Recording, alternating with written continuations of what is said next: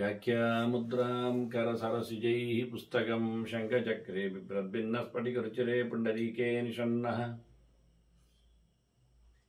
अम्लानः श्रीरमृतविशदैरंशभिप्लावयन् मामाविर्भूयादनगमहिमा मानसे वागधीशः। नमस्ते प्राणेश प्रणतविभवायावनिमगाः नमः स्वामिन् रामप्रियतम हनुमन् गुरुगुण नमस्तुभ्यं भीमप्रबलतम कृष्णेष्ट भगवन् नमः श्रीमन्मध्वप्रदिश सुदर्शन्नो जय जय श्रीगुरुभ्यो नमः। नारायणं सुरगुरुं जगदेकनाथं भक्तप्रियं सकललोकनमस्कृतं च त्रैगुण्यवर्जितमजं विभुमाद्यमीशं वन्दे भवग्नम् अमरासुरसिद्धवन्द्यं नारायणं नमस्कृत्य नरं चैव नरोत्तमं देवीं सरस्वतीं व्यासं ततो जयमुदीरये। ವೇದವ್ಯಾಸುರ ಮಹಾಭಾರತದ ಚಿಂತಕರಿಗೆ ವಂದನೆಗಳು. ಶಾಂತಿ ಪರ್ವದ 190ನೆಯ ಪ್ರವಚನ. ಭಾರದ್ವಾಜನ ಮಾತುಗಳು, ಶತ್ರುಂತಪ ರಾಜನಿಗೆ ಹೇಳಿದ ಬೋಧನೆಗಳು, ಧರ್ಮರಾಜನಿಗೆ ತಿಳಿಸಿಕೊಟ್ಟ ಭೀಷ್ಮನ ನುಡಿಗಳು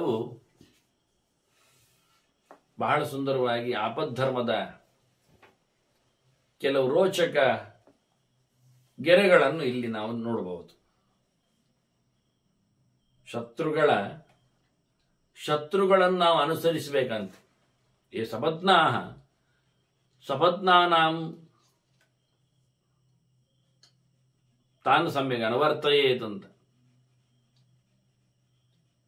ನಮಗಾರು ಶತ್ರುಗಳಿದ್ದಾರೆ, ಅವರಿಗೆ ಯಾರು ಶತ್ರುಗಳಿದ್ದಾರೆ ಅವರನ್ನು ಹಿಡಿಬೇಕಂತ. ಹಾಗೇನಾಗುತ್ತೆ, ಎರಡು ಕಡೆಯಿಂದ ಆಕ್ರಮಣ ಮಾಡಲಿಕ್ಕೆ ಆಗ್ತದೆ. ತಸ್ಮಾತ್ ತಾನ್ ಅನುವರ್ತಯತ್. ಹೀಗೊಂದು ರೀತಿಯಿಂದ ಆಪತ್ತು ಕಾಲಗಳಲ್ಲಿ ಎಲ್ಲ ರಾಜರು ವಿಚಿತ್ರ ರೀತಿಗಳಿಂದ ವರ್ತಿಸಲಿಕ್ಕೆ ಬರ್ತದೆ. ಮತ್ತೆ ತನಗೆ ಮತ್ತೆ ತಾನು ಮಾಡಿದ ಚಾರರ ಬಗ್ಗೆ ಆತ್ಮನಶ್ಚಾಭಿಬೋದ್ಧವ್ಯಾ ಚಾರಾ ಪ್ರಣೀಹಿತಾ ಪರೈ. ಇವನ ಚಲನವಲನಗಳ ಬಗ್ಗೆ ಚಾರರನ್ನು ಬೇರೆ ರಾಷ್ಟ್ರದವರು ಬಿಟ್ಟಿರುತ್ತಾರೆ. ಪರರಾಷ್ಟ್ರದವರು ಬಿಟ್ಟಿರತಕ್ಕ ಚಾರರ ಬಗ್ಗೆ ಇವನು ಎಚ್ಚರ ಇರಬೇಕು. ಮತ್ತೆ ತಾನು ಸಹ ಚಾರಃ ಸವಿಹಿತಃ ಕಾರ್ಯಃ ಆತ್ಮನೋಥ ಪರಸ್ಯ. ತನಗೂ ಒಳ್ಳೆಯ ಜನರನ್ನು ಇಟ್ಕೊಳ್ಬೇಕು, ಚಾರರನ್ನು ಬಂದು ಹೇಳುವವರನ್ನು, ಗುಢಚಾರರು. ಪರರಾಜ್ಯದಲ್ಲಿ ಇವನು ಕಳಿಸಿಕೊಡ್ಬೇಕು. ಅವರು ಕಳಿಸಿಕೊಟ್ಟ ಹಾಗೆ ಅವರು ಕಳಿಸಿಕೊಟ್ಟ ಚಾರರ ಮೇಲೆ ಗಮನ ಇರಬೇಕು. ಇವನು ಬೇರೆ ಚಾರರನ್ನು ಕೊಟ್ಟು ಕಳಿಸಿರಬೇಕು. ಎಂಥವ್ರು ಇರ್ತಾರೆ ಅವರು? ಪಾಷಂಡಾನ ತಪಸಾದೀಂಚ ಪರರಾಷ್ಟ್ರ ಪ್ರವೇಶ. ಸನ್ಯಾಸಿಗಳನ್ನೆಲ್ಲ ಹೆಚ್ಚು ಕಳಿಸಬೇಕಂತೆ ಪರರಾಷ್ಟ್ರಗಳಿಗೆ ಚಾರ ವಿಷಯದಲ್ಲಿ. ಅಂದ್ರೆ ಅವರು ಸನ್ಯಾಸಿಗಳನ್ನು ತಿಳ್ಕೊಂಡಿರ್ತಾರೆ, ಆದ್ರೆ ಅವರು ಗೂಢಚರ್ಯ ಮಾಡ್ತಾ ಇರ್ತಾರೆ. ಪಾಷಂಡಾನ್ ಶಾಸ್ತ್ರ ಬಿಟ್ಟವರು, ವೇದಾಂತಗಳನ್ನು ತಿಳಿಯದವರು, ಅಂದ್ರೆ ಅದನ್ನು ವಿರೋಧಿಸುವವರು. ಒಟ್ಟಾರೆ ಒಂದು ನಾಸ್ತಿಕ ವರ್ಗ ಇದ್ದಾಗೆ, ಒಂದು ಕಡೆಯಲ್ಲಿ ಕಂಡಬಟ್ಟೆ ಆಸ್ತಿಕ ವರ್ಗ ಇದ್ದಾಗೆ. ಹಾಗೆ ಸನ್ಯಾಸಿಗಳನ್ನು ಮತ್ತೆ ಇಂಥವರನ್ನು ಬಿಟ್ಟುಕೊಟ್ರೆ, ಕಳಿಸಿಕೊಟ್ರೆ, ಚಾರರನ್ನಾಗಿಸಿದ್ರೆ ಪಕ್ಕ ಗೊತ್ತಾಗುವುದಿಲ್ಲ. ಇದು ಅವನು ತಿಳ್ಕೊಂಡದ್ರಿಂದ ಸನ್ಯಾಸಿಗಳನ್ನೇ ಹಿಡಿದಾಕಿ ಕೇಳುತ್ತಾನೆ, ಅವರನ್ನು ಗಮನಿಸ್ತಾನೆ. ಇವನು ಗಮನಿಸ್ಬೇಕು, ಎಲ್ಲೆಲ್ಲಿ ಬಿಡಬೇಕು ಅಂತ. ಚಾರರನ್ನು ಮಾಹಿತಿ ಕಲೆಕ್ಟ್ ಮಾಡಲಿಕ್ಕೆ ಎಲ್ಲಿಗೆಲ್ಲಿ ಇಡಬೇಕು ಅಂದ್ರೆ, ಮೊದಲಿಗೆ ಪಾನಾಗಾರೇಶು ಅಂತಾನೆ, ಕುಡಿಯುವ ಕೋಣೆಯಲ್ಲಿ ಹೆಚ್ಚು ಸಿಗ್ತಾರೆ ಅವರೆಲ್ಲ. ರಾಜ ಮುಖಂಡರು, ರಾಜಪ್ರತಿನಿಧಿಗಳು, ಶ್ರೀಮಂತ ವರ್ಗದವರು, ಇವರೆಲ್ಲ ಅಲ್ಲಿ ಒಟ್ಟಾಗ್ತಾರೆ. ಅಲ್ಲಿ ಹೋದ್ರೆ ವಿಷಯಗಳು ಸಿಗ್ತವೆ, ಯಾರ್ಯಾರು ಏನೇನು ಯಾರ್ಯಾರ ಬಗ್ಗೆ ಮಾತಾಡ್ತಾರೆ ಅಂತ ಒಂದು ವಿಷಯ. ಎರಡನೇದ್ದು, ಕುಡಿಯುವಾಗ ಸತ್ಯ ಹೇಳ್ತಾರೆ ಅವರಂತೆ. ಹಾಗಾಗಿ ಅಂಥವರಿಂದ ಕಕ್ಕಿಸ್ಲಿಕ್ಕೆ ಆಗ್ತದೆ ಮಾತುಗಳನ್ನು. ನಿಧಾನಕ್ಕೆ ಕುಡಿಸ್ತಾ ಅದರಿಂದ ಪಾನಾಗಾರೇಶು ಮುಖ್ಯವಾಗಿ ಹೆಚ್ಚಿನವರು ಸಿಗುವುದೆಲ್ಲ ಹಗಲಿಗೆ ಉದ್ಯಾನದಲ್ಲಿ, ರಾಜೋದ್ಯಾನಗಳಲ್ಲಿ, ಪಾರ್ಕ್ಗಳಲ್ಲಿ. ಸುಮ್ಮನೆ ಇವನು ಸಹ ಪಾರ್ಕಿಗೆ ಹೋಗಿದ್ದಾಗಿರ್ಬೇಕು, ಯಾರೊಬ್ಬ ಪಕ್ಕದಲ್ಲಿ ಇರಬೇಕು, ಅವ್ರು ಮಾತಾಡೋದನ್ನು ಕಿವಿ ಕೊಡಬೇಕು, ಗಮನಿಸಬೇಕು. ಅವಕಾಶ ಬಂದರೆ ಅವರ ಹತ್ರ ಏನೋ ಪ್ರಶ್ನೋತ್ತರಗಳಲ್ಲಿ ವಿಷಯಗಳನ್ನು ಕಲೆಕ್ಟ್ ಮಾಡಬೇಕು. ಉದ್ಯಾನೇಶು ವಿಹಾರೇಶು ಇನ್ನು ಕ್ರೀಡಾ ಭೂಮಿಗಳಲ್ಲಿ ಅಲ್ಲ, ಅಲ್ಲಿ ಜನ ಒಟ್ಟಾಗ್ತಾರೆ, ಅಲ್ಲಿ ವಿಷಯಗಳು ಸಿಗ್ತವೆ. ಇನ್ನು ನೋಡಿದ್ರೆ ಪ್ರಪಾಸು ಆವಸತೇಶು ಚ, ಕೆಲವು ಅರವಟೆಗಳಲ್ಲಿ ಅಂದ್ರೆ ನೀರು ತಗೊಂಡೋಗುವ ಜಾಗಗಳಲ್ಲಿ ಊರಿನ ಮಂದಿ ಎಲ್ಲ ಒಟ್ಟು ಸೇರುವುದೆಲ್ಲಿ ಕೇಳಿದ್ರೆ ಬಾವಿಕಟ್ಟೆಯಲ್ಲಿ. ಅದು ಪಕ್ಕನೆ ಬಾವಿಕಟ್ಟೆಯಲ್ಲಿ ಅವರಿಗೆ ರಿಲೀಫ್ ಆಗುವುದಿಲ್ಲ, ಅಂದ್ರೆ ಪಟ್ಟಾಂಗ ಎಲ್ಲ ಬಂದಿರ್ತದೆ, ಎಲ್ಲ ಮನೆಯ ದೋಸೆ ಬಗ್ಗೆ ಕಾವಲಿಯ ಬಗ್ಗೆ ಎಲ್ಲ ಮಾತಾಡ್ಲಿಕ್ಕೆ ಇರ್ತದೆ. ಮತ್ತೆ ಅದರಲ್ಲಿ ಪುನಃ ಘರ್ಷಣೆಗಳು ಇರ್ತವೆ. ಆಗ ಬಹಳ ಚೆನ್ನಾಗಿರ್ತದೆ. ಅನೇಕ ಮನೆಯ ಮಹಿಳೆಯರಲ್ಲಿ ಸೇರುವುದರಿಂದ ಅವರ ಯಜಮಾನರ ಬಗ್ಗೆ ಮಾತುಗಳೆಲ್ಲ ಸಿಗ್ತವೆ. ಆಗ ರಾಜನ ಪರಿಚಾರಕರ ಇರುವವರೆಲ್ಲಿದ್ದರೆ, ಊರಿನ ಕೆಲವೆಲ್ಲ ವ್ಯಕ್ತಿಗಳಿದ್ರೆ ಅವರ ಬಗ್ಗೆ ಇಲ್ಲಿ ಡೀಟೇಲ್ಸ್ ಸಿಗ್ತದೆ. ಅಂದ ಬಾವಿಕಟ್ಟೆಗೆ ನೀರು ಕುಡಿಲಿಕ್ಕೆ ಹೋದಾಗೆ ಇರಬೇಕು, ಸುಸ್ತಾದಾಗೆ ಸ್ವಲ್ಪ ಅಲ್ಲಿ ನಾಟಕ ಮಾಡಬೇಕು. ಆಗ ಅವರು ಮಾತಾಡಿಕೊಳ್ಳುವುದೆಲ್ಲ ಗೊತ್ತಾಗ್ತದೆ, ಕೇಳಿಕೊಳ್ಳುವುದನ್ನೆಲ್ಲ ಗಮನಿಸಬೇಕು. ಅದರಿಂದ ತುಂಬಾ ರಾಜ್ಯದ ಸೀಕ್ರೆಟ್ಗಳು ಇರುವ ಜಾಗಗಳು ಅಂದ್ರೆ ಇವರೆಲ್ಲ ಸೇರುವಲ್ಲಿ, ಮತ್ತೆ ಧರ್ಮಶಾಲೆಗಳಲ್ಲಿ, ಮತ್ತೆ ವೇಶ್ಯಾವಾಟಿಗೆ ಇರುವಲ್ಲಿ ಉಂಟು. ಅಲ್ಲಿ ಗುಟ್ಟಾಗಿ ಬರುವವರು ಇರ್ತಾರೆ. ಅಲ್ಲಿ ಬಹಳಷ್ಟು ದೊಡ್ಡ ಮಟ್ಟಿನ ಮಾತುಕತೆ ಆಗ್ತದೆ. ಅಂದ್ರೆ ತಮ್ಮ ಅಂತಸ್ತುಗಳನ್ನು ಹೇಳಿಕೊಳ್ತಾರೆ ಅವರು. ಅಂದ್ರೆ ತನಗಿಷ್ಟು ರಮಿಸಬೇಕು, ಈ ರೀತಿಯಲ್ಲಿ ತನಗೆ ಸುಖ ಬರಬೇಕು ಹೇಳಿ ತಾನು ಅಂತವನು ಇಂಥವನು ಹೇಳಿ ಅಲ್ಲಿಂದ ಇಲ್ಲಿಂದ ಎಲ್ಲಿಯೋ ಜಾರಿಸಿದ ಕದ್ದ ಎರವಲು ಪಡೆದ ಕೆಲವೆಲ್ಲ ಸೊತ್ತುಗಳನ್ನೆಲ್ಲ ಅವರಿಗೆ ಗಿಫ್ಟ್ ಆಗಿ ಕೊಡ್ತಾರೆ. ಇದನ್ನೆಲ್ಲ ಗಮನಿಸ್ಲಿಕ್ಕೆ ಆಗ್ತದೆ. ಇವು ಹೋಗ್ಬೇಕು. ಅದಕ್ಕೋಸ್ಕರ ಕುಡಿಯುವ ಕೋಣೆಯಲ್ಲಿ ಕುಡಿತಕ್ಕಾಗಿ ನಿಲ್ಲಬೇಕು. ಇವನು ನೀರು ಕುಡಿಯುವಲ್ಲಿ ನೀರು ಕುಡಿದ ಹಾಗೆ, ಇಲ್ಲಾದ್ರೆ ಅರ್ಥ ಆಗುವುದಿಲ್ಲ. ಮತ್ತೆ ತೀರ್ಥೇಶುಚ ಸಭಾಸುಚ, ತೀರ್ಥಕ್ಷೇತ್ರಗಳಲ್ಲಿ ಹೆಚ್ಚು ಜನ ಬರ್ತಾರೆ, ಪಬ್ಲಿಕ್ ಜಾಸ್ತಿ ಒಟ್ಟಾಗ್ತದೆ. ಅಲ್ಲಿ ಸಾಮಾನ್ಯ ಮನುಷ್ಯರು ಹೆಚ್ಚು ಸಿಗ್ತಾರೆ, ಅಲ್ಲಿಯೂ ಮಾತುಕತೆಗಳು ಬರ್ತವೆ. ಮತ್ತು ಸಭಾಸುಚ, ದೊಡ್ಡ ದೊಡ್ಡ ಸಭೆಗೆ ಹೋಗ್ಬೇಕು, ಸಭೆಯಲ್ಲಿ ಖಂಡಿತ ಸಿಗ್ತಾರೆ. ಹೀಗಾಗಿ ಇಂಥ ಕಡೆಗಳಲ್ಲಿ ಹೋಗಿ ಮಾಹಿತಿಗಳನ್ನು ಸಂಗ್ರಹ ಮಾಡಿಕೊಂಡು ರಾಜನಿಗೆ ಹೇಳಬೇಕು. ಚಾರರ ಕಥೆ ಇದು.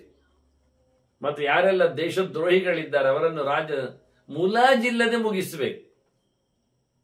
ಧರ್ಮಾಭಿಚಾರಿಣ ಪಾಪಾಹ ಚೋರಾಹ ಲೋಕಸ್ಯ ಕಂಟಕಾಹ, ಜನರಿಗೆ ಉಪದ್ರವ ಮಾಡುವವರು, ಮುಳ್ಳಿನಂತಿನವರು, ಕಳ್ಳರು, ದೋಚುವವರು, ಕೆಟ್ಟ ಕೆಲಸ ಮಾಡುವವರು, ಬೆಂಕಿ ಇಡುವುದು, ಬೀಳಿಸುವುದು, ಕಲ್ಲು ಹೊಡೆಯುವುದು, ಇವೆಲ್ಲ ಕೆಲಸಗಳು ಪಾಪಿ ಕೆಲಸಗಳು.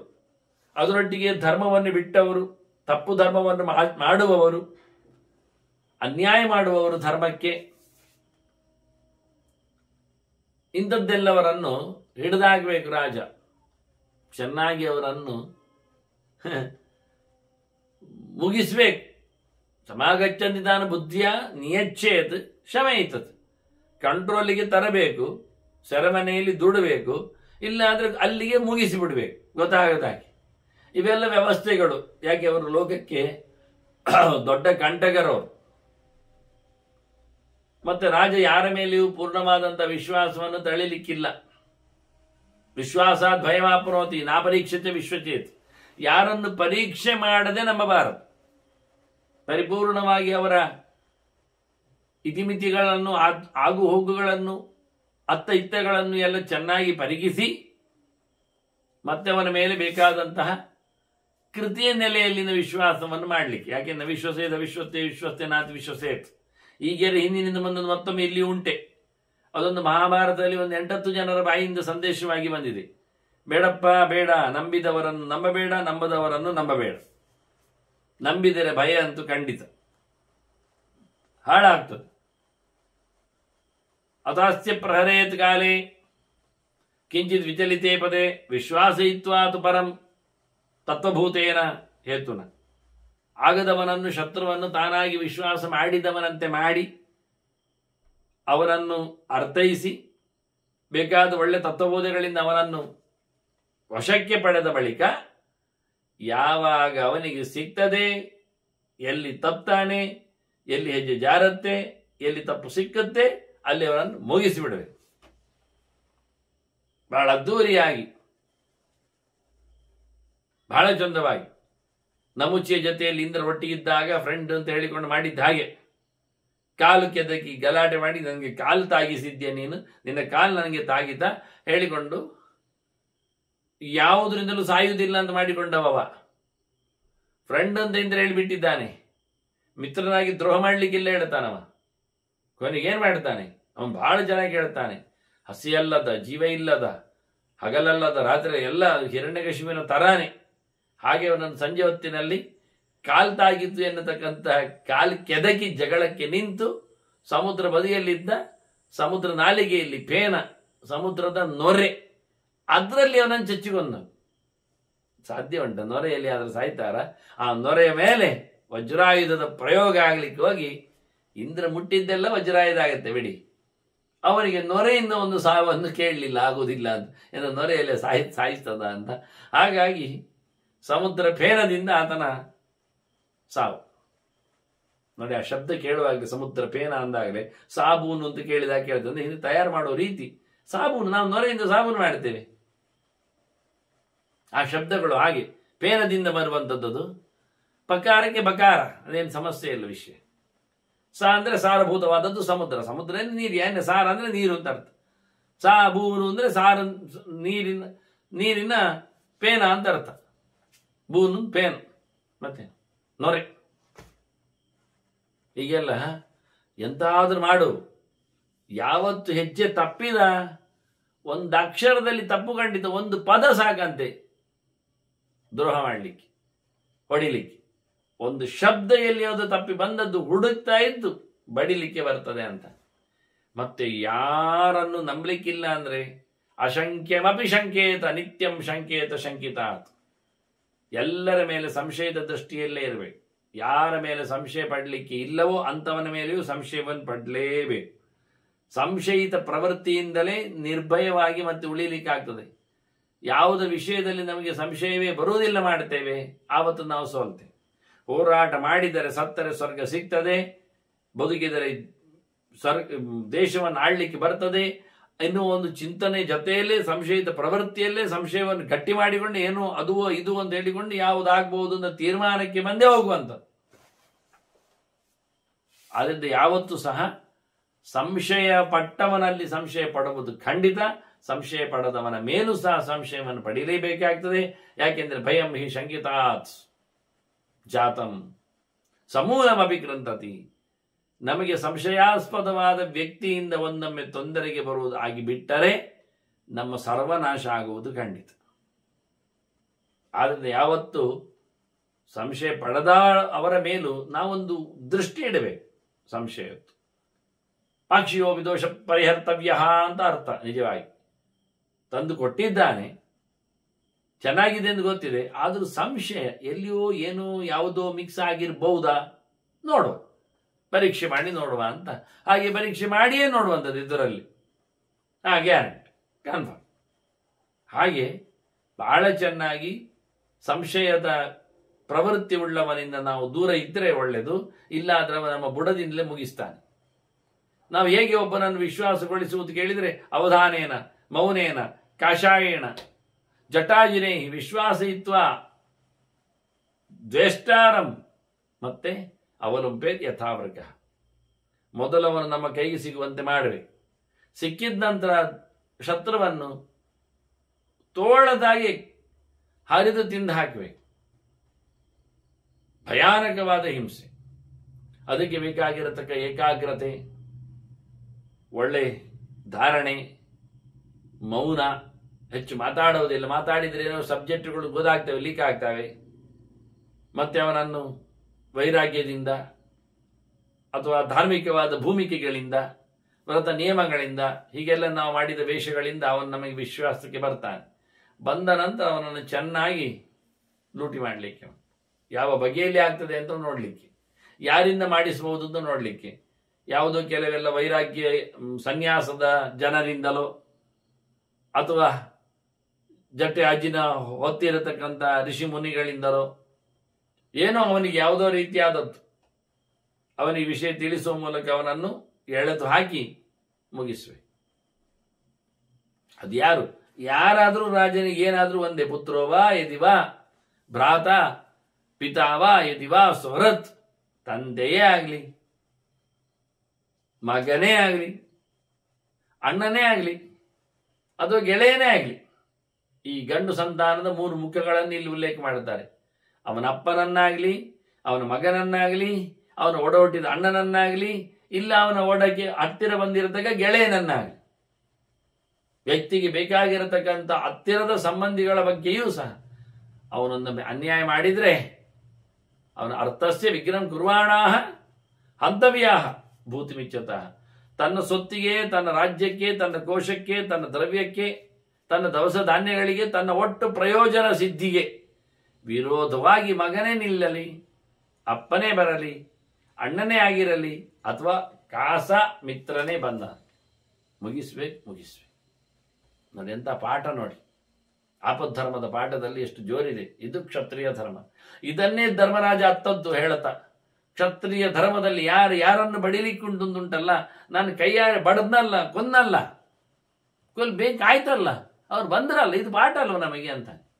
ಇಲ್ಲಿ ಮತ್ತೆ ನೋಡಿ ಋಷಿಗಳು ಹೇಳ್ತಾ ಇದ್ದಾರೆ, ಕ್ಷತ್ರಿಯ ಅಂದ್ರಾಗೆ ಒಟ್ಟು ಅನ್ಯಾಯ ಆಗಬಾರದು, ಧರ್ಮ ಉಳಿಬೇಕು, ಯಾರೇ ಅನ್ಯಾಯ ಮಾಡಿರ್ಲಿ. ಅಲ್ಲ ಗುರುಗಳೇ ಎಂತದು? ಗುರೋರಪ್ಯವಲಿಪ್ತಸ್ಯ ಕಾರ್ಯಮಜಾನದ ಉತ್ಪತ್ತಂ ಪ್ರತಿಬಂಧಸ್ಯ ಕಾರ್ಯಂ ಭವತಿ ಶಾಸನ. ಗುರುಗಳಾದ್ರೆ ಏನು, ತಪ್ಪಾದ್ರೆ ತಪ್ಪೆ.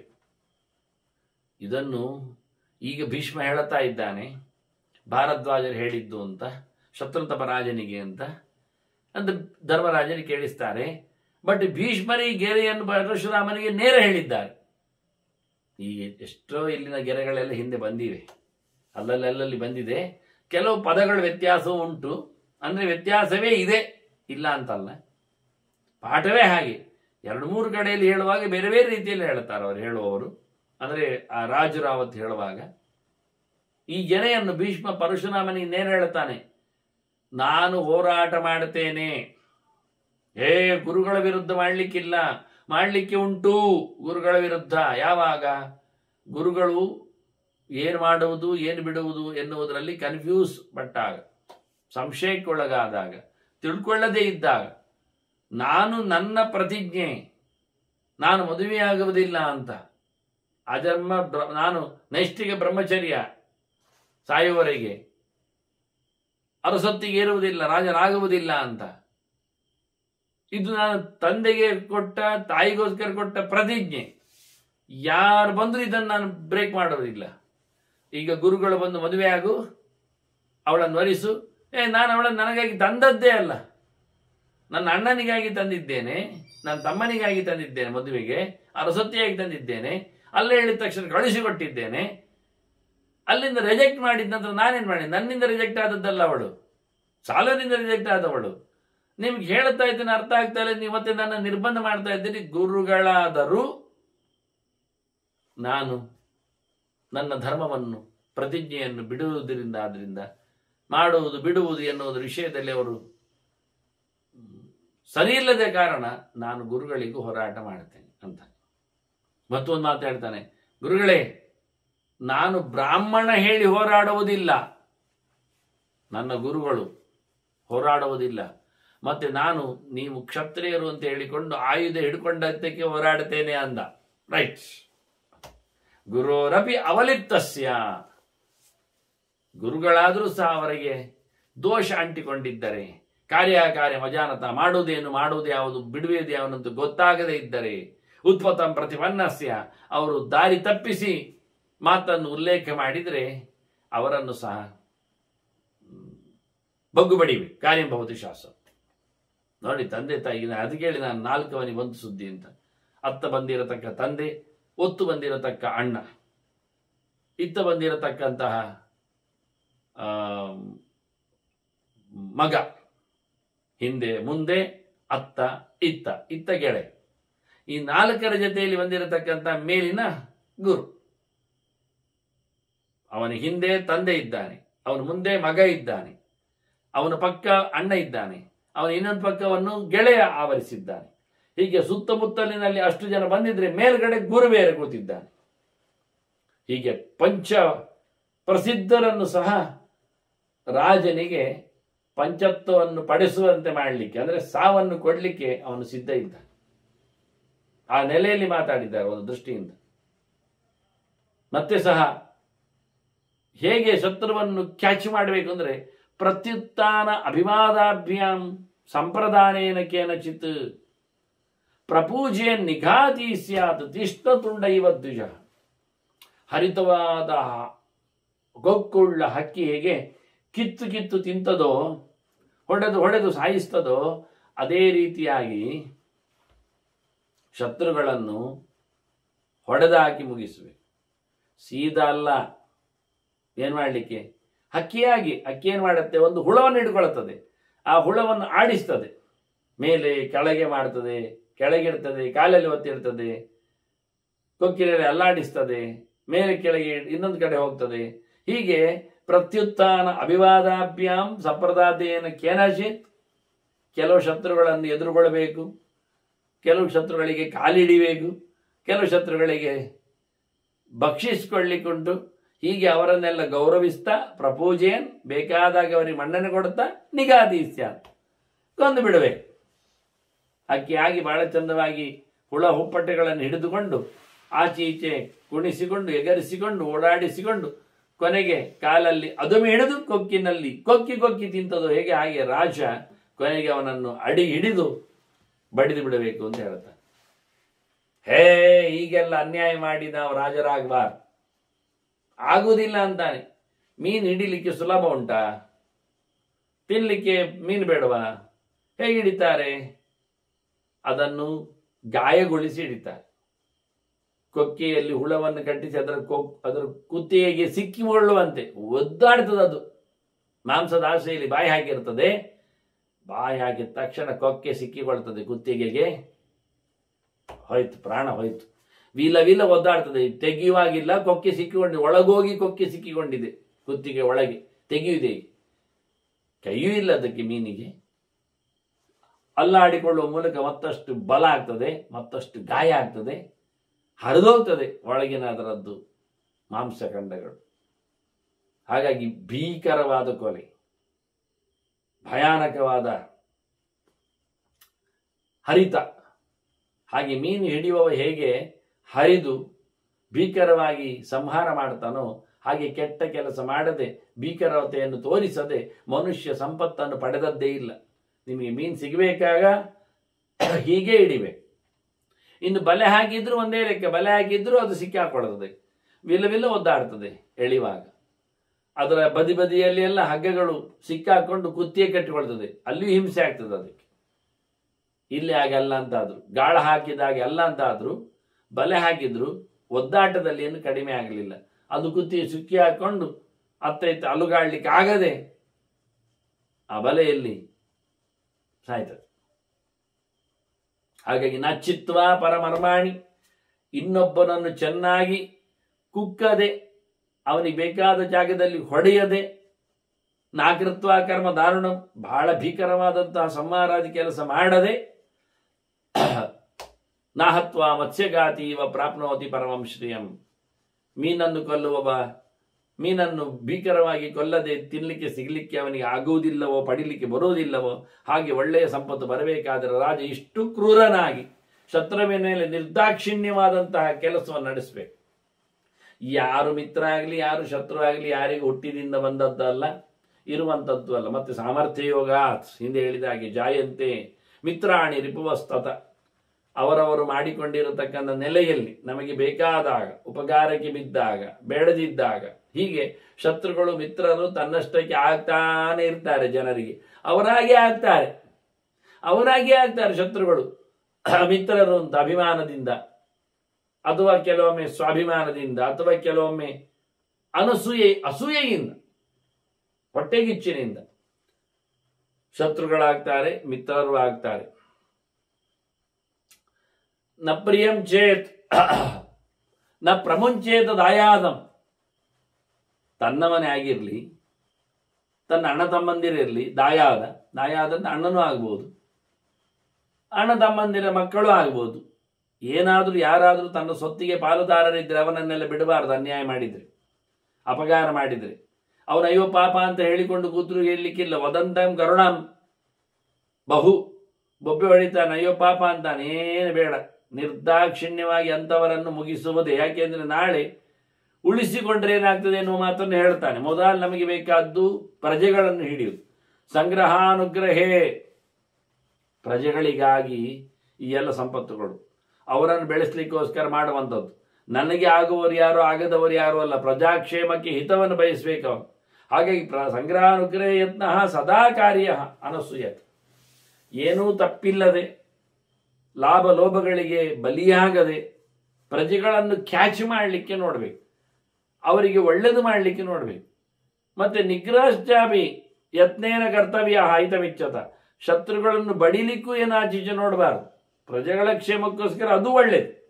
ಇವತ್ತು ನಾವು ನಕ್ಸಲೀಯರ ಬಗ್ಗೆ ತಲೆ ಕೆಡಿಸಿಕೊಂಡಂತೆ ದೇಶವನ್ನು ದ್ರೋಹ ಬಗೆಯತಕ್ಕಂತಹ ಶತ್ರುಗಳ ಬಗ್ಗೆ ನಿಗ್ರಹ ಮಾಡುವುದು ಪ್ರಜಾಕ್ಷೇಮಕ್ಕೆ ಯೋಗ್ಯವೇ. ಅಲ್ಲಿಯೂ ಪ್ರಯತ್ನಿಸಬೇಕು, ಇಲ್ಲಿಯೂ ಪ್ರಯತ್ನಿಸಬೇಕು. ಪ್ರಯತ್ನ ನಿರಂತರವಾಗಿ ಸಾಗಬೇಕು. ಪ್ರಜೆಗಳ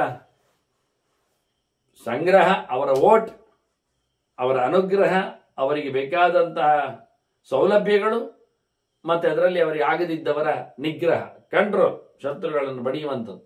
ಇಷ್ಟು ಮಾಡಿದರೆ ಬಹಳ ಚಂದವಾದ ರಾಜ ಆಗ್ತಾನೆ. ಆದರೆ ಬೇಡದಿದ್ದವರನ್ನು ಬಡಿಯುವಾಗ ಎಲ್ಲ ಗೊತ್ತಾಗದಂತಿರುವೆ. ಪ್ರಾರಿಶ್ಯನ ಪ್ರಿಯಂ ಬ್ರೂಯಾತ್ ಪ್ರಹೃತ್ಯಾಭಿ ಪ್ರಿಯೋತ್ತರಂ ಅಸಿನಾಭಿ ಶಿರಚಿತ್ವ ಶೋಚೇತ ಚ ಹೃದಯೇತ ಚ. ಇದು ಹಿಂದೆ ಬಂದಿದೆ ಮಾತನ್ನೆಲ್ಲ ವಿದುರನ ಗೆರೆಗಳಲ್ಲಿ ನೋಡ್ಲಿಕ್ಕೆ ಬಂದ್ರೆ, ಅಥವಾ ಕಣಿಕ ನೀತಿಗಳಲ್ಲಿ. ಪ್ರಾರಿಶ್ಯನ್ ಪ್ರಿಯಂ ಬ್ರೂಯಾತ್, ಹೊಡಿವಾಗ ಎಲ್ಲ ಅಯ್ಯೋ ಪಾಪ ಅಂತ ಹೇಳಿಕೊಳ್ಳಬೇಕು. ಅಂದ್ರೆ ತಾವು ನಿಜವಾಗಿ ಹೊಡೆದದ್ದಲ್ಲ, ಉದ್ದೇಶ ಹೊಡೆಯುವಂತಿರ್ಲಿಲ್ಲ, ಗುದ್ದಿ ಗುದ್ದಿ ಬಿದ್ದದ್ದಷ್ಟೇ. ನಾವು ಅವ ಸತ್ತು ಹೋದದ್ದು ಅಷ್ಟೆ. ನಾವು ಗುದ್ದಿದ್ದು ಉದ್ದೇಶ ಸಾಯಿಸುವಂತೆ ಇರಲಿಲ್ಲ, ಅವ ಸತ್ತು ಹೋದದ್ದು. ಆದ್ರಿಂದ ನಾವು ಕೊಲೆಗಾರರಲ್ಲ. ಹೌದು, ಸರಿಯಾಗಿದೆ, ವಾದ ಎಂತ ಸುನಾಯಿಸಿದೆ, ಕೇಳಲ್ಪಟ್ಟಿದೆ. ಅವರಿಗೆ ಕೊಲೆ ಮಾಡುವ ಉದ್ದೇಶ ಇಲ್ಲದೇ ಇದ್ರಿಂದ ಅವನು ಸತ್ತದ್ದು ಮಾತ್ರ. ಆದ್ರಿಂದ ಇವರನ್ನು ಬಿಡುಗಡೆ, ಆರೋಪಿ ಖುಲಾಸ್. ಮತ್ತೆ ಸತ್ತವ ಕಣ್ಣು ಬಿಡ್ಬೇಕು ಹೀಗೆ ಅಷ್ಟೇ. ಮತ್ತೆಂಥದ್ದು ಯಾರ ಮನೆಯಲ್ಲಿ? ಅದೇ ತೀರ್ಪು ಕೊಟ್ಟವರ ಮನೆಯಲ್ಲಿ ಪ್ರೇತದಾಗಿ ಬಂದು ಮತ್ತೆಂತ ಮಾಡ್ಲಿಕ್ಕೆ ಆಗ್ತದೆ? ಸತ್ತದ್ದು ಒಂದುಂಟಾದ್ರೆ ಕೊಂದದ್ದೊಂದು ಆಗ್ಬೇಕಲ್ಲ. ಅಲ್ಲಿ ಕೇಳುವುದು ಉದ್ದೇಶ ಮುಖ್ಯ ಅಲ್ಲ, ಕ್ರಿಯೆ. ಗುದ್ದಿದ್ದು ಹೌದಲ್ಲ, ಹೌದು. ಸತ್ತದ್ದು ಗುದ್ದಿನಿಂದಲ್ಲ, ಹೌದು. ಆದ್ರಿಂದ ನಿಂದ ಗುದ್ದಲ್ಲ, ಹೌದು. ಮತ್ತೆ ನೀನೇ ಕೊನೆಗಾರಲ್ಲ. ಅದು ವಾದ ಮಾಡುವುದು ಯಾರಿದ್ದಾರೆ? ಆ ಎರಡು ನಾಲಿಗೆಯವರು ಇದೆಲ್ಲ ಗೊತ್ತಿಲ್ಲ. ಕಿವಿ ಕೇಳೋರಿಗೆ ಕೊಟ್ಟಾರವರು, ಕೇಳುವುದೇ. ಅವನಿಗೆ ಸಾಯಿಸುವ ಉದ್ದೇಶ ಇರಲಿಲ್ಲ ಎನ್ನುವುದು ಗೊತ್ತಾಗಿದೆ. ಅದಕ್ಕೆ 1000 ಸಾಕ್ಷಿಗಳು ಸೇರಿಕೊಂಡವರೆಲ್ಲ ಅದೇ ಹೇಳುದು. ಇಲ್ಲ, ನಾವೆಲ್ಲ ಸಾಯಿಸ್ಲಿಕ್ಕೆ ಯಾರಿಗೂ ಉದ್ದೇಶ ಇರಲಿಲ್ಲ, ಹೊಡೆಯುವುದಷ್ಟೇ ನಾವು ಅವರನ್ನು ಮೆರವಣಿಗೆಯಲ್ಲಿ ತಂದು, ಹೊಡಿಲಿಕ್ಕೆಲ್ಲೇ ನಾವು ಕೋಲು, ದಂಡ, ಕರಂಡ ಅದೆಲ್ಲ ಇಟ್ಕೊಂಡದ್ದು, ಮುಗೀತು. ಮತ್ತೆ ಅವನು ಸತ್ತದ್ದು ಪಾಪ ಅಷ್ಟೆ. ಹೀಗೆ ಬಹಳ ಚೆನ್ನಾಗಿ ಗುದ್ದಿನಿಂದ ಸತ್ತದ್ದು, ಗುದ್ದು ಕೊಟ್ಟದ್ದು ನೀನು, ನಿನ್ನ ಗುದ್ದಿನಿಂದ ಅವನು ಸತ್ತದ್ರಿಂದ ನೀನು ಕೊಲೆಗಾರ ಅನ್ನೋ ಒಂದು ಸಣ್ಣ ವಾದವು ನಮ್ಮ ನಾಲಿಗೆಯಲ್ಲಿ ಬರುವುದಿಲ್ಲ. ಎಷ್ಟು ಚೆನ್ನಾಗಿರ್ತದೆ. ಅದಕ್ಕೆಲ್ಲ ದುಡ್ಡು ಅಡ್ಡ ಬರ್ತದೆ.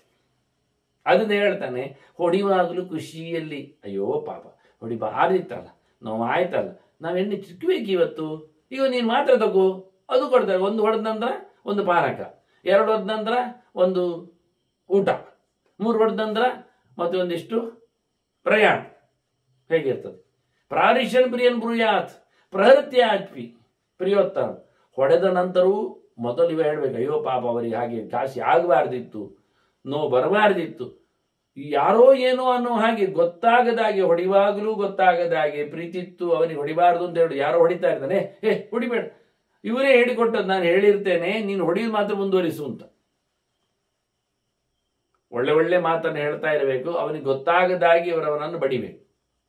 ಕತ್ತಿಯಲ್ಲೇ ತಲೆ ಕಡೀರಿ, ಆದ್ರೆ ಮಾತ್ರ ಮೊದಲಿಗೆ ಸ್ಟೇಟ್ಮೆಂಟ್ ಕೊಡಿ. ಎಂಥದ್ದು? ಅಯ್ಯೋ ಪಾಪ ಒಳ್ಳೆಯವರಿದ್ದರು, ಅವ್ರು ಸಾಯಬಾರ್ದಿತ್ತು ಅಂತ ಅದ್ದುಕೊಳ್ಳಿ. ಅವರು ಗೌರವಾರ್ಥವಾಗಿ ಸ್ಮರಣ ಸಂಚಿಕೆಯನ್ನು ತಯಾರಿಸಿ, ಉದುಬತ್ತಿ ಹಚ್ಚಿ, ಒಂದು ಪುಷ್ಪಾಂಜಲಿಯಲ್ಲಿ ಮಾಡಿ, ಶೋಚೇತ ರುಜೇತ ಮೊದಲು ಕೂಗುವುದೇ ನೀವು ಕೂಗಿ. ಅಯ್ಯೋ ದೇಶಕ್ಕೆ ಒಂದು ಹೋಯ್ತು ಹೇಳಿಕೊಂಡು ಅಳ್ಳಿಕ್ಕೂ ನೀವು ಶುರು ಮಾಡಿ ಜನರನ್ನ ಅಳಿಸ್ಬಿಡಿ. ಬಾಡಿಗೆ ಅಳುವವರು ಸಿಗ್ತಾರೆ ನೋಡಿ. ಕತ್ತಿಯಲ್ಲಿ ಕಳೆದು ಕೊಳ್ಳಿದ ಬಳಿಕವೂ ಮೊದಲು ಕೂಗಬೇಕಾದ ಅವನೇ ಅಂತೆ, ಅಯ್ಯೋ ಪಾಪ ಒಳ್ಳೆಯ ಜನ ಸತ್ರು ಅಂತ ಗೊತ್ತಾಗಬಾರದು. ನಿಮಂತಯಿತ ಸಾಂತ್ವೇನ ಸಮ್ಮಾನೇನ ತಿತಿಕ್ಷಯ ಆಶಾಕರಣವಿತ್ಯೇತತ್ ಕರ್ತವ್ಯ ಭೂತಿ ಮಿಚ್ಚದ. ಜನರನ್ನು ಆಸೆ ಹುಟ್ಟಿಸಿ ಎಳ್ಕೊಂಡು ಬರಬೇಕು, ಮುಂದುವರಿಸಬೇಕು. ನಾನೊಂದು ರಾಜಕೀಯದಲ್ಲಿನ ಒಂದು ಪದ್ಧತಿಯನ್ನು ಕೇಳಿದ್ದೆ ಹಿಂದೆ. ಬಂದು ನಿಂತಿದ್ದಾರೆ, ತಮಗೆ ಅಧಿಕಾರ ಸಿಗಬೇಕು ಅಂತ ತಮ್ಮಿಂದ ನಾವು ಮತಭಿಕ್ಷೆ ಕೇಳ್ತೇವೆ ಅಂತ ಹೇಳಿದ್ದಾರೆ. ಜನ ಕೊಡುವುದಿಲ್ಲ ಅಂತ ಗೇರವ ಮಾಡ್ತಾ ಇದೆ. ಕೂಡಲೇ ಅವರು ಹೇಳಿದರು, ಬೇಡ, ಕೊಡಬೇಡಿ, ಖಂಡಿತ ಕೊಡಬೇಡಿ, ನೀವು ಮತ್ತೆ ಪುನಃ ಮೋಸ ಹೋಗುವುದು, ಸೋಲುವುದು ಖಂಡಿತ ಹೇಳಿದ್ರು. ಅವರ ವರಸೆ ಬದಲಾದ ತಕ್ಷಣ ಜನರು ಕೇಳ್ತಾರೆ, ಏನು, ಏಕೆ ಅಂತ. ನೋಡಿ, ನನಗೆ ನೀವು ಕೊಟ್ರಿ, ಒಪ್ಪಿದ್ದೇನೆ, 5 ವರ್ಷ ಕೊಟ್ರಿ, ಇಟ್ಟುಕೊಂಡಿದ್ದೇನೆ. ಆಗ ನಾನು ನನ್ನನ್ನು ಬೇಕಾದ ಹಾಗೆ ದುಡಿಸಿಕೊಂಡಿದ್ದೇನೆ, ನನ್ನ ಬದುಕಿಗೆ ಸಾವಿನವರೆಗೆ ಬೇಕಾದ ಸಂಗತಿಯನ್ನು ನಾನು ಮಾಡಿಕೊಂಡಿದ್ದೇನೆ, ಮುಗಿದೋಯ್ತು. 2ನೇ ಬಾರಿ ಬಂದಿದ್ದೇನೆ, ಆಗಲೂ ನನ್ನ ಮೇಲೆ ಭರವಸೆಯಿಂದ ನೀವು ನನ್ನನ್ನೇ ಆಯ್ಕೆ ಮಾಡಿದ್ದೀರಿ, ಆಗಲೂ ನಾನು ಅಧಿಕಾರದಲ್ಲಿ ಕೂತಿದ್ದೇನೆ, ನನ್ನವರಿಗಾಗಿ ಎಲ್ಲ ಮಾಡಿದ್ದೇನೆ. ಮತ್ತೊಂದು 5 ವರ್ಷದಲ್ಲಿ ನನ್ನವರು ಯಾರೆಲ್ಲಿದ್ದಾರೆ ಅವರೆಲ್ಲ ಒಳ್ಳೆ ಅಂತಸ್ತಿನಲ್ಲಿ ಬೇಕಾದಷ್ಟು ಗಮ್ಮತ್ತಿನಲ್ಲಿ ಇದ್ದಾರೆ. ಈಗ ಮತ್ತೆ ಬಂದಿದ್ದೇನೆ, ನಿಮಗದು ಗೊತ್ತಾಗಿದೆ, ನಾನು ನನ್ನವರನ್ನು ಮಾತ್ರ ಸಾಕಿದ್ದೇನೆ, ಸಲಹಿದ್ದೇನೆ ಹೇಳಿಕೊಂಡು, ಹಾಗಾಗಿ ನಾನು ಸ್ವಾರ್ಥಿ ಹೇಳಿಕೊಂಡು ಈ ಬಾರಿ ನೀವು ನಮಗೆ ಮತ್ತೆ ಕೊಡುವುದಿಲ್ಲ ಅಂತ ಹೇಳ್ತಾ ಇದ್ದೀರಿ. ಸಂತೋಷ. ನಾನು ನಿಜವಾಗಿ ಈ ಬಾರಿ ನಿಮ್ಮನ್ನು ನೋಡಿಕೊಳ್ಳಿಕ್ಕೆ ಬಂದಿದ್ದೇನೆ. ನನ್ನದಾಯಿತು, ನನ್ನವರದ್ದಾಯಿತು, ಇನ್ನು ನೀವು ನಿಮ್ಮ ಪಾಳೆಯ ನನ್ನದು, ಅದಕ್ಕಾಗಿ ಕೇಳ್ತಾ ಇದ್ದೇನೆ, ನೀವು ನನಗೆ ಮತವನ್ನು ಕೊಡಿ. ಇಲ್ಲ ಇನ್ನೊಬ್ಬರಿಗೆ ಕೊಡ್ತೀರಾ, ಕೊಟ್ಟುಕೊಳ್ಳಿ. ಅವರು ತಮ್ಮದು ಮಾಡಿಕೊಳ್ತಾರೆ 5 ವರ್ಷ, ಮತ್ತೆ 5 ವರ್ಷ ತಮ್ಮವರದ್ದು ಮಾಡ್ತಾರೆ, ಮತ್ತೆ ಅವರಿಗೆ ಪುರುಸೊತ್ತಾದ್ರೆ ನಿಮ್ಮದು ಮಾಡ್ಲಿಕ್ಕೆ ಬರ್ತಾರೆ, ಹಾಗೆ ಪುನಃ ನೀವು ಚೇಂಜ್ ಮಾಡ್ತೀರಿ. ಈಗ ನಿಮ್ಮ ಸರದಿ ಕೊಡ್ತೀರಾದ್ರೆ ಕೊಡಿ, ಎಲ್ಲ ಆಗ ಎಷ್ಟು ಖುಷಿಯಲ್ಲಿ. ಆಗ ನಮ್ಮ ಸರದಿಯಿಂದ ಕೊಟ್ಟೇ ಬಿಟ್ಟವು. ಕಳೆದ ಬಾರಿ ಹೇಳಿದ್ನಲ್ಲ, ಕೊಟ್ಟ ನಂತರ ಕೆಲಸ ಅದು ಕೊಟ್ಟವ ಕೋಡಂಗಿ, ಇಸ್ಕೊಂಡವದೆಂದುಂಟಲ್ಲ ಅದೆಲ್ಲ ಮಾದೇವ, ಇಸ್ಕೊಂಡವ ಮಾದೇವ, ಏನು ಗಮ್ಮತ್ತಾಗ್ತದೆ ನೋಡಿ. ಇಷ್ಟೇ, ಮತ್ತೇನಿಲ್ಲ. ಆದ್ರಿಂದ ಜನರನ್ನು ಕ್ಯಾಚ್ ಮಾಡು. ನಿಮಂತ್ರ ಈತ ಸಾಂತ್ವೇನ ಸಮ್ಮಾನೇನ ತಿತಿಕ್ಷಯ, ಅವರಿಗೆ ತಾಳ್ಮೆಯನ್ನು ಕಲಿಸು, ತಾಳ್ಮೆಯಿಂದ ಮಾತಾಡೋವರಲ್ಲಿ, ಬೇಕಾದನ್ನು ಕೊಡ್ಲಿಕ್ಕೆ ನೋಡವರಿಗೆ ಸನ್ಮಾನ ಮಾಡು. ಅವರ ಜನರನ್ನು ಕರೆದು ಆ ಜಾತಿಯವನನ್ನು ಈ ಜಾತಿಯವನನ್ನೆಲ್ಲ ಮೇಲಕ್ಕೆ ಕಟ್ಟಿ ಅವರಿಗೆಲ್ಲ ಊಟ ಕಟ್ಟು, ಡಿನ್ನರ್ ಎಲ್ಲ ಕೊಟ್ಟು ಅವರನ್ನು ಸಂಭ್ರಮಿಸಿಕೊಳ್ಳುವ ಹಾಗೆ ಮಾಡಿ, ಅವರಿಗೇನು ಯಾವ ರೀತಿಯ ಜಾತಿ ಇದ್ದೇನು ಕುಡಿತಾರೆ, ಯಾವ ಜಾತಿಯ ಯಾವುದರ ಮಂಡೆ ಸಾರು ಮತ್ತೊಂದು ಇನ್ನೊಂದು ಕುಡಿತಾರೆ ತಿಂತಾರೆ ನೋಡಿಕೊಂಡು ಹಾಗೆ ಮಾಡು. ಮಾಡಿದರೆ ಮುಗಿದೋಯ್ತು, ಜನ ಸಿಗ್ತದೆ ನಿನಗೆ. ಸಮಾಧಾನದಲ್ಲಿರೂ ಒಳ್ಳೆದಾಗ್ತದೆ. ಎಷ್ಟು ಚೆನ್ನಾಗಿರ್ತದೆ ನೋಡಿ. ನ ಶುಷ್ಕ ವೈರಂ ಕುರ್ವೀತ ಬಾಹುಬ್ಯಾನ್ನ ನದೀಂಚರೇತ್ ಅನರ್ಥಕ್ಯಂ ಅನಾಯುಷ್ಯಂ ಗೋವಿಷಾಣಸ್ಯ ಭಕ್ಷಣಂ ದಂತಾಶ್ಚ ಪರಿವೃದ್ಧಂತೆ ಮತ್ತೆ ರಸಶ್ಚಾಪಿ ನಡೀತದೆ. ಸುಮ್ಮನೆ ಯಾರ ಹತ್ರ ದ್ವೇಷ ಮಾಡಲಿಕ್ಕೆ ಹೋಗಬೇಡ, ಅದು ಪ್ರಯೋಜನ ಇಲ್ಲ. ಮಾಡಿದ್ದರೆ ಒಳ್ಳೆ ಜನರಲ್ಲಿ ತಾಗಬೇಕು, ಸಿಕ್ಕಿದರೆ ಒಳ್ಳೆದಾಗಿ ಕೀರ್ತಿ ಬರಬೇಕು.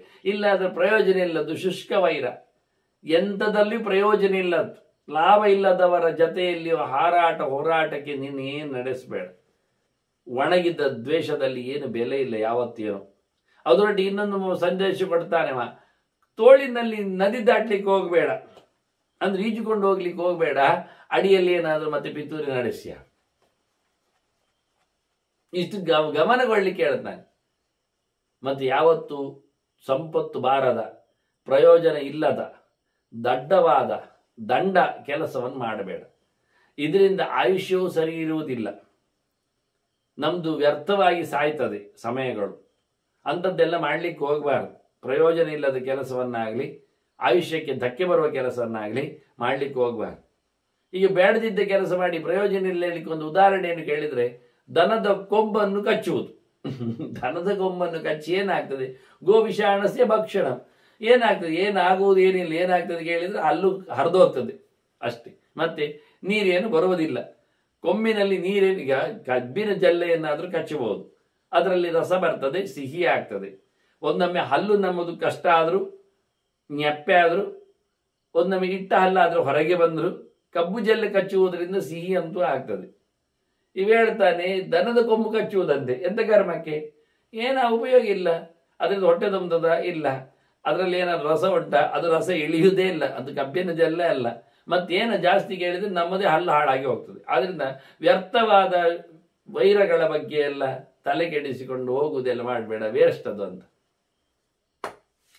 ಮತ್ತೊಂದು ಮಾತಿತ್ತು, ಅದರ ಬಗ್ಗೆ ನಾನು ಮತ್ತೊಮ್ಮೆ ಚಿಂತನೆಯನ್ನು ವಿಸ್ತಾರವಾಗಿ ಕೊಡ್ಲಿಕ್ಕಿದ್ದೇನೆ. ಅದೇ ತ್ರಿವರ್ಗದ ಬಗ್ಗೆ ಮಾತಾಡಿದಾಗ ಇನ್ನವರು ಹೇಳುವ ರೀತಿಯಲ್ಲಿ ನೋಡಿದರೆ ಈ ಶತ್ರುಗಳನ್ನು ಉಳಿಸಿಕೊಳ್ಬಾರ್ದು ಅಂತ ನಾನು ಮುಂದೆ ಹೇಳುತ್ತೇನೆ, ಹೇಳಿದ್ದದನ್ನು.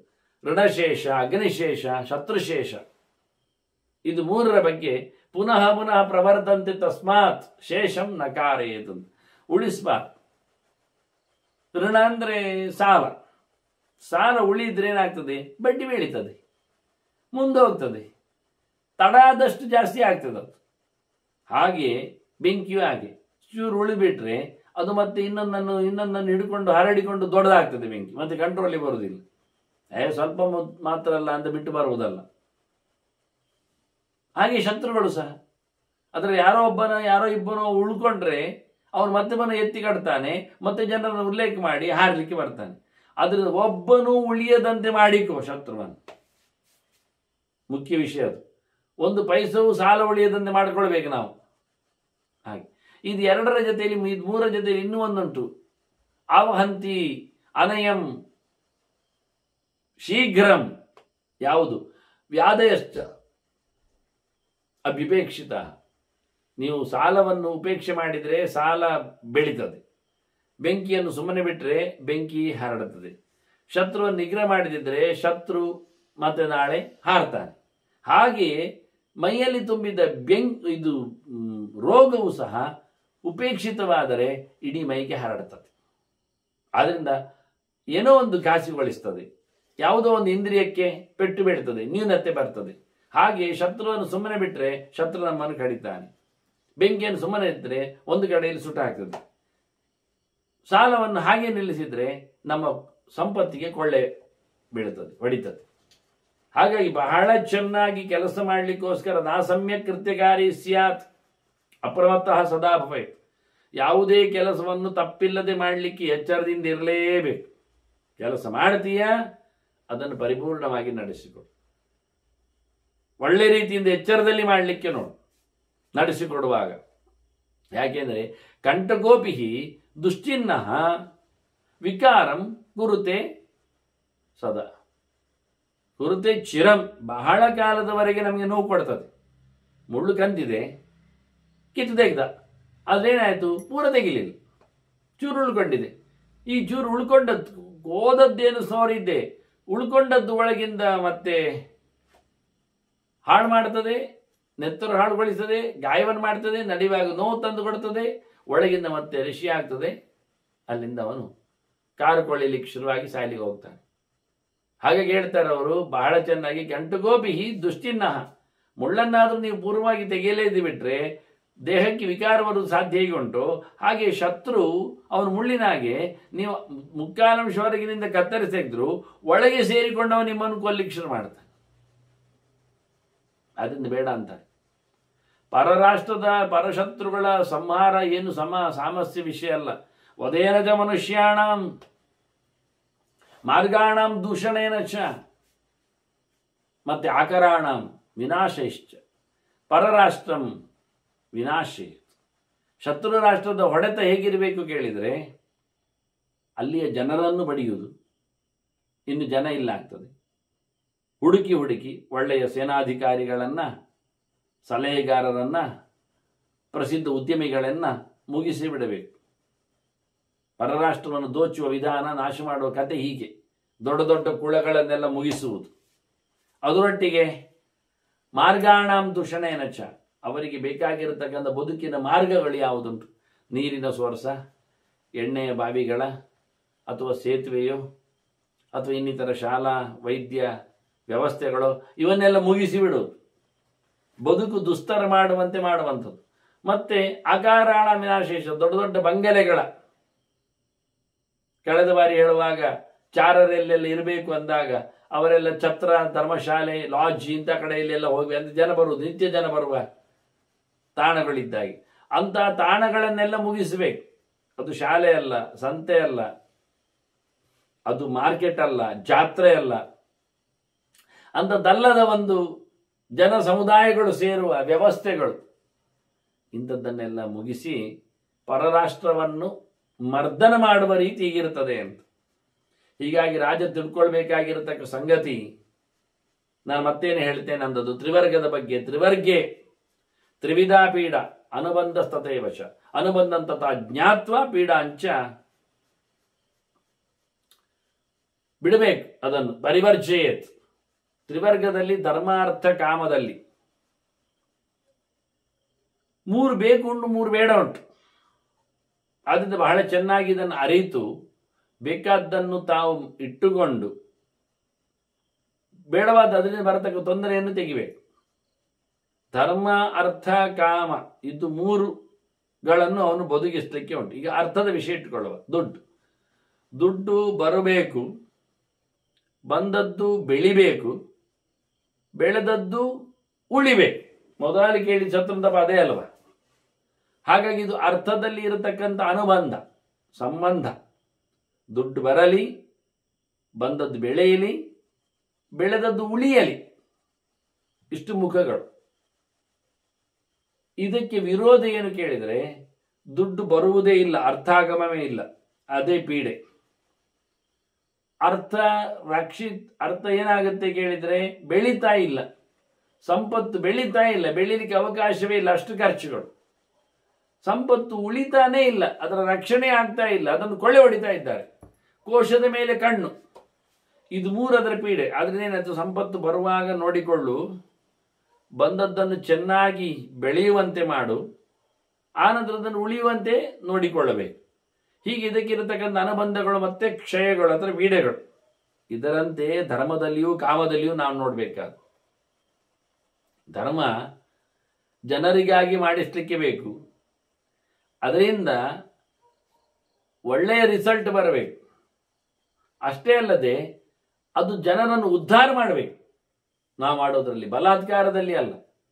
ಇವತ್ತೇನಾಗಿದೆ ಅಂದರೆ ಧರ್ಮ ಅದು ನಮಗೆ ಪೀಡೆಯಾಗಿದೆ. ಯಾಕೆಂದರೆ ಅದರಲ್ಲಿ ಜ್ಞಾನ ಇಲ್ಲ, ಅಜ್ಞಾತ್ವ ಕರ್ಮ ತಿಳಿಯದೆ ಮಾಡುವುದರಿಂದ ಧರ್ಮ ಅದು ಫಲವತ್ತತೆಯಲ್ಲಿ ಇಲ್ಲ.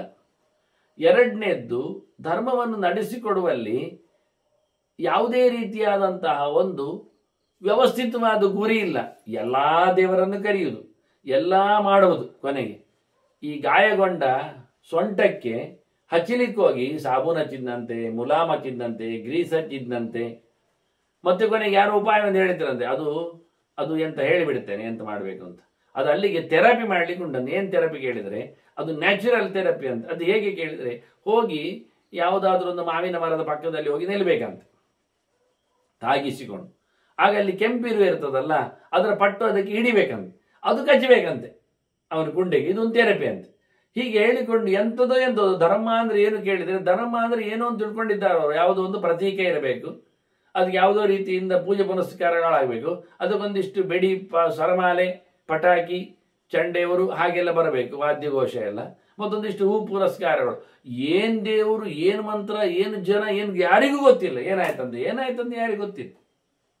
ಕೆಲವು ಯಕ್ಷಗಾನದಲ್ಲಿ ಹೋದ ಹಾಗೆ ಏನು ಕತೆ, ಏನು ವಿಷಯ ಏನಂತ ಅವರು ಹೇಳಿದ್ದಾರೆ. ಅದೊಂದು ಬಣ್ಣದ ವೇಷ ಬರಲಿ, ಮತ್ತೆ ಹೆಣ್ಣು ವೇಷ ಒಂದು ಕುಣಿಲಿ, ಮತ್ತೊಂದು ಜೋಕರ್ ಒಂದು ಹಾರಲಿ, ಮತ್ತೊಂದು ಕತೆ ಆಗಲಿ, ಎಂತ ಯಾರಿಗೆ ಗೊತ್ತು, ಇಷ್ಟು ಇರಬೇಕು ಅಂತ ಯೋಚನೆ ಮಾಡಿದ್ದಾರೆ. ಹಾಗಾಯ್ತಿದ್ದು ಕತೆ. ಅದರಂತೆ ಧರ್ಮದ ಇದು ಪೀಡೆ ಅವನಿಗೆ. ನಿಜವಾಗಿ ಧರ್ಮದಲ್ಲಿ ಒಂದು ಆಚಾರ ರಿಚುವಲ್ಸ್, ಇನ್ನೊಂದು ಅದರಲ್ಲಿ ಒಂದು ತತ್ವ, ಆನಂತರ ಅದರಲ್ಲಿ ಒಂದು ದೇವರು. ಇದು 3 ಇರ್ತದೆ ಅನುಬಂಧ. ಇದು ಯಾವ ದೇವರು ಅಂತ ಗೊತ್ತಿಲ್ಲ, ಹೇಗೆ ನಡೆಸುವುದು ಅಂತ ನಡಾವಳಿ ಬರುವುದಿಲ್ಲ, ತತ್ವ ಅಂತೂ ಜ್ಞಾನ ಅಂತೂ ಇಲ್ಲವೇ ಇಲ್ಲ. ಹೀಗಾಗಿ ಅದೇ ವಿದ್ಯಾಗರೋಧಿ ಶ್ರದ್ಧೆಯ ಉಪನಿಷದ ಅನ್ನುವಂತೆ ಅನುಬಂಧಗಳು ಇಲ್ಲದೆ ಪೀಡೆಗಳಾಗಿ ಬಿಟ್ಟಿವೆ. ಇದು ಧರ್ಮದ ಮುಖದಲ್ಲಿ ನೋಡುವಂಥದ್ದು. ಹೀಗೆ ಕಾಮಗಳು ಹಾಗೆ, ಬಯಕೆಗಳು ಬೇಕುಗಳು ಅದು ಅತಿರೇಕ ಆಗುವುದು, ಬೇಡದಿದ್ದ ಬೇಕುಗಳು, ಅದರಿಂದ ಅತಿರೇಕದ ಕಾಮನೆಗಳು, ಇದರಿಂದ ಜನರ ಬೆಂಬಲ ಇಲ್ಲದ ಇಷ್ಟ ಅಲ್ಲದ ವಸ್ತುಗಳ ಬಗ್ಗೆ ಬಯಕೆಗಳು. ಊರಿನ ಹುಡುಗಿಯರು ಬರಲಿ ಅಂತ, ಗದ್ದೆಯ ಎಲ್ಲ ದವಸ ಧಾನ್ಯಗಳು ಸಿಗಲಿ ಅಂತ, ಕೊನೆಗೆ ಎಲ್ಲವನ್ನು ಕಬಳಿಸುವ ಯೋಚನೆ. ಇದಾಗ್ಲಿಕ್ಕೆ ಹೋಗಿ ಲೋಭಕ್ಕೆ ಮರಳಿ ಅತ್ಯಾಸೆಗೆ ಒಳಗಾಗಿ ದುರಾಸೆಯ ಪಿಂಡನಾಗಿಯವ ಹೇಗೆ ದುರ್ಯೋಧನ ಧರ್ಮರಾಜನ ರಾಜಸೂಯ ಕಂಡು ಹಲವಿ ದ್ಯೂತದಿಂದ ಎಲ್ಲವನ್ನು ಕಬಳಿಸಲಿಕ್ಕೆ ನೋಡಿ ಸೊಂಟ ಮುರಿದು ಸತ್ತನು. ಹಾಗಾಗತ್ತೆ.